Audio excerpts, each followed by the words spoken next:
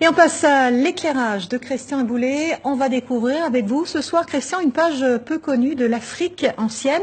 Un héritage qui fait référence à ce qu'on appelle aujourd'hui les droits de l'homme ou encore la bonne gouvernance.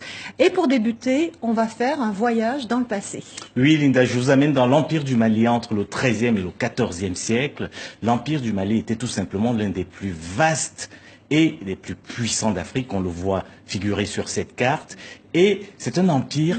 Oui, absolument, il était magnifique. C'est un empire qui a été créé par Soundiata Keïta et il est né de un tout petit royaume qui était à cheval entre le sud du Mali actuel et de la Guinée-Conakry que l'on connaît aujourd'hui.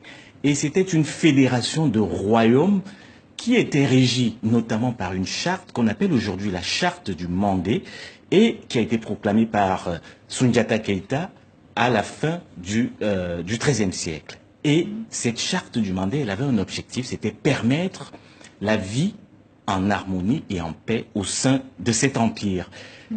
Et le plus important pour cette charte du Mandé, c'était d'essayer de faire en sorte que toutes les populations au sein de l'empire vivent plutôt en paix.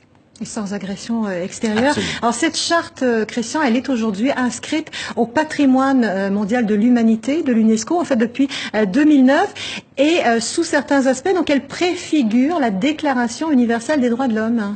Absolument. Dans son article 5, par exemple, cette charte du Mandé, je rappelle que nous sommes au XIIIe siècle, au cœur de l'Afrique, dans cet empire du Mali. Cette charte dispose que chacun a le droit à la vie et à la préservation de son intégrité physique. En conséquence, toute tentation d'enlever la vie à son prochain est tout simplement punie de la peine de mort. C'est l'article 5 de cette charte.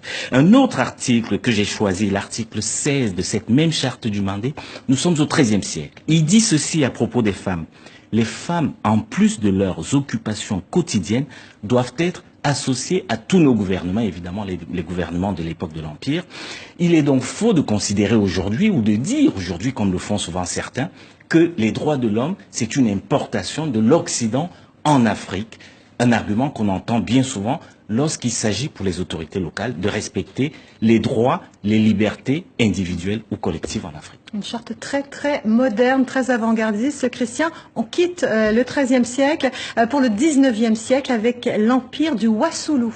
Alors, précisons que l'empire du Wassoulou qui a été fondé par l'Almami Samori Touré, l'Almami Samori Touré est aujourd'hui considéré par une partie des populations d'Afrique de l'Ouest comme un chef guerrier sanguinaire, un tyran.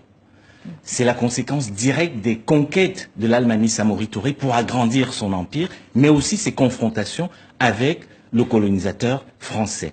Et justement, une autre partie, tout aussi nombreuse, des populations de l'Afrique de l'Ouest, considère l'Almami Samori Touré comme un grand homme et surtout un résistant à l'invasion coloniale française. Et c'est au sein de cet empire du Wassoulou que l'on voit sur cette carte, à la fin du XIXe siècle, que les griots ont écrit un hymne à la gloire de l'Almami Samori Touré, un hymne qui devrait aujourd'hui être inscrit en lettres d'or sur les bureaux de nombreux chefs d'État d'Afrique.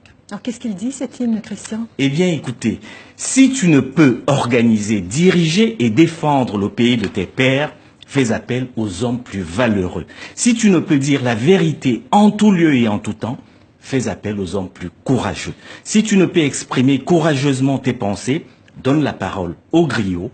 Si tu ne peux être impartial, cède le trône aux hommes justes. Et enfin, si tu ne peux protéger le peuple et braver l'ennemi, ça vous plaira ça, Linda, donne ton sabre de guerre aux femmes qui t'indiqueront le chemin de l'honneur. On va écouter un extrait? Absolument. En langue originale.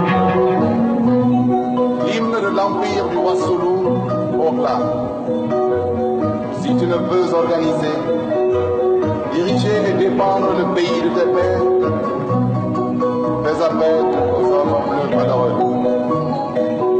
Si tu ne peux dire la vérité en tout. Voilà un hymne qui a été célébré par le célèbre Bembeya Jazz. Absolument, le Bembeya Jazz, un orchestre guinéen qui avait été fondé en 1961. C'est la Guinée de Sékou Touré juste après l'indépendance en 58. Merci beaucoup, Christian.